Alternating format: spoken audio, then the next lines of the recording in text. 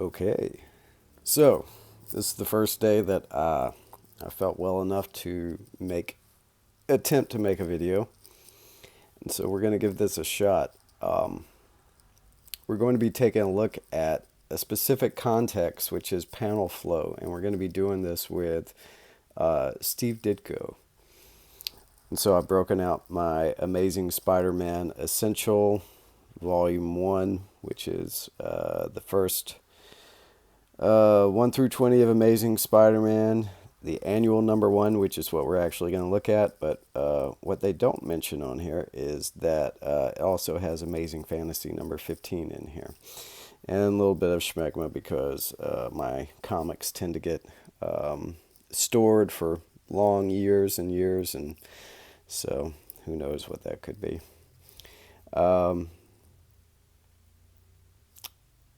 Now, before we get into this, I have a theory that I would like to share with everyone. And it's pretty much what's going to define the first 3 videos of this, of whatever this channel is, whatever it becomes. And it's the fact that within modern Western comics, you can really do no wrong by choosing one of 3 paths, and those 3 paths are represented by 3 artists. The first one would be the one that I would tend to gravitate towards, which would be Jack Kirby, but we're not going to look at Jack Kirby today. So we're kind of going to define this as, if you remember the old video game Kingdom Hearts, you can pick the sword, the shield, or the wand. So Jack Kirby, most definitely the sword, very in your face, very definitive, and very action oriented, and there's no subtle effect. There's just boom, punch in your face. The next would be Alex Toth, which I'm equating with the wand. So if you choose the wand, it's just because some of the things that he does is they're almost magical, because there's a brevity and a specificness to everything that he does. So every line is meant to be there, and there's no extra lines rather than what has to be there in order to define whatever he's trying to put across. And then the shield would be Ditko. And I picked the shield because if you know anything about his later personality, it's almost very guarded. Even though he has been said to be quick to correspondence. In fact, there's a famous scene in Comic Book Men, which is one of my favorite shows, where some guy comes in trying to sell his correspondence that he had back in the day with Ditko, and of course, he kind of rightly gets put in his place, like, okay, Steve Ditko, this man who we all revere, was kind enough to answer you back, and now and really it seems that the only reason that you spoke to this guy and held correspondence with him until he got tired of your ass was the fact that you want to now come in and sell this for, a monetary value. And like, well, yeah. But anyway, but even within that correspondence, you can see he's a little bit guarded, and probably rightfully so, because, towards the end, his work had sort of, we'll say, devolved into, and I say devolved not because there's anything necessarily wrong with the art, or I'm not making a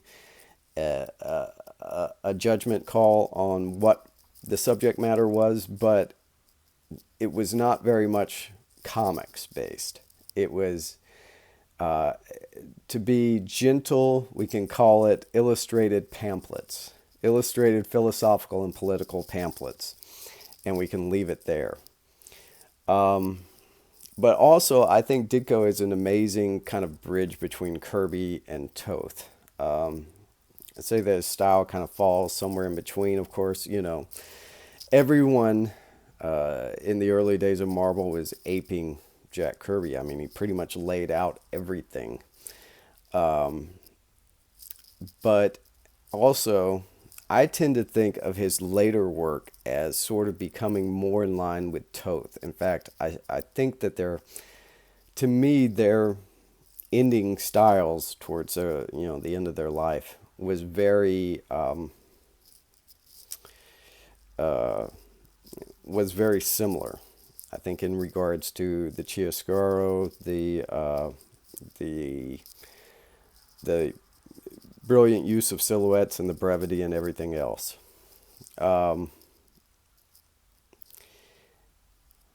So Ditko, but there's one aspect of Ditko that you'll find in the others, and you'll find in others as well. I'm not just saying that, everything boils down to these three. There's a lot of overlap with other artists and everything. And of course, they're all pulling stuff from earlier guys like Milton Caniff, Hal Foster, Alex Raymond, etc. And, but anyway, we're going to be looking specifically within this video at flow and panel composition flow. All right, I've got some sketches from Martian Mouse, which is my comic,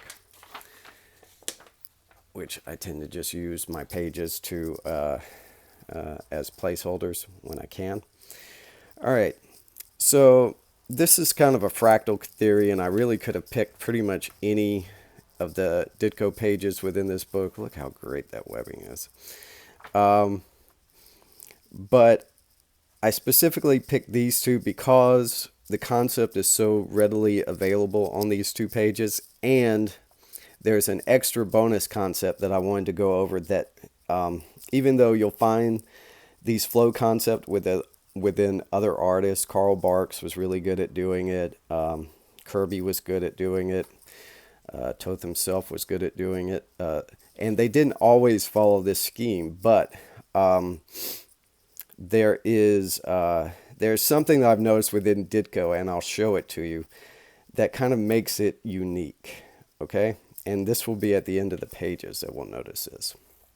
All right, so let's start over here on the left. This is something that I think the storyboard type art, the storyboard construction idea of doing comics don't take into account, which is the fact that we read this as an entire page. Before we hone in on a panel, our eyes have already sort of adjusted to the flow of this. And they take into account this automatic exchange between themselves and their reader, that that within the West we're going to go left to right, top to bottom, okay? And they sort of take it for granted. But guys like Ditko didn't leave anything to chance, so they built flow within their panel and page constructions. So for instance, I'm not necessarily going to read this, but so we have here our opening panel, and already, our eye is being drawn by this pipe into the action on the next panel. And it's being further reinforced by the spider sense lines. So it's almost like zoop. And then our eye, by the very construction of Spider-Man, is being drawn down by this arm, this leg, and that spidey sense into the next panel, which is further reinforced in a backwards manner, in a reverse manner. So it's almost like we're down here and then we're bounced back up this way. That's further reinforced by this shape right here into this next panel, which again, it almost creates this tangent with this electroshock idea here. And there's almost this tangent being made between these shapes right here that further lead us in. Okay, so it's almost like zoop, and then we get cut into this, and then we come up and we look, and there's that brilliant use of spotting blacks right there that almost kind of separates this panel and holds our eye, and then brings us back down, reverses, following the blacks, this shape right here, as well as this leg from this figure, lead us down. Once again, coming into the blacks. Our eye is led joop joop. Then we notice electro here. And so our eye can be reversed, almost like we're being led down. We raid. Luckily, the panel, the word balloons are very well placed so that when our eye comes to it, it's right there available for us. And then we can follow our eye back with that electroshock into this little Spider-Man over here, further reinforcing. So we're almost being bounced down here, led with this shape. Now here is what Ditko does very differently than everybody else. When you get to the end of a page, you'll notice that there's almost this block. So the eye is being led sort of to the next page, but there's like usually a barrier there that will go boom, stop, take a minute, take in what you just read, so that it's not, well, I think I just got some got a little sweat on my page, even though I'm not really sweating. I just got out of the shower. So it's probably just water. So we've got these shapes leading us in, and then a barrier that blocks us and goes, hold on, stop for just a moment and think about what you just read before we go on. So it's not just, the popcorn moment within the movie where it's like, more. The very Kirby effect where it's just like bam, bam, bam, bam, bam, bam, bam. It's like stop. Okay? Take a moment. Okay, now you're ready. Next page. All right, so once again, we've been bounced up to here.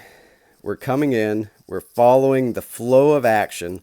So this is that, what's his name? I actually have his books right here. I could grab them real quick. He's a Spanish or Italian artist. I can't remember, but he does the framed ink and framed perspective books. And so, again, if you have your perspective lines following the flow of the action, if you have everything following your flow of narrative and action, and everything is syncing up, then that adds to the reader. It's funny to think of comics, but you want the reader to get through it as much as possible. You're spending so much time drawing and inking these, but you want the reader, you want it to be an almost invisible aspect. You want them to just flow through this page. So we're being led, zoom, zoom, further reinforced by his body structure, by this, back up to that. So that leads our eye through the panel. So we can come in, shoot, up here, down. Once again, further reinforced by this black that almost separates the panel. How brilliant is that? And then boom, and then back down. All right. And then we can even kind of bounce. See? We're being bounced through the flow of his arms, following back down, shoot, back down here, further reinforced by that line. All right, how cool is this stuff when you really get into it, okay? And we've already come through this. Now we're following Spider-Man along with the circuitry here. There's almost a tangent being, and this is like the intentional use of tangents, when you actually want to create them so that it helps guide the viewer's eye through that, okay? And then we're being brought up here, zoom, zoom, zoom, zoom, zoom. We're reading, focusing on the figure, back down, following the blacks. Again, that line and these lines sort of point us back down, as well as just coming back with the basic flow. Up to here, zoom. Again, our eye is being led downwards, but also over, because we're flowing with the word balloons. We're flowing with that black, which again creates a tangent right there. Okay, everything is flowing over and downwards, leading us into this final panel of the page, which is almost, you know, it's mostly silhouette. This is our money shot. Everything's zoom, zoom, zoom, zoom, zoom. Okay, and then we have this almost sort of leading us over directly into this panel border here. That gives us that break. That's further reinforced by cutting off this this last line here.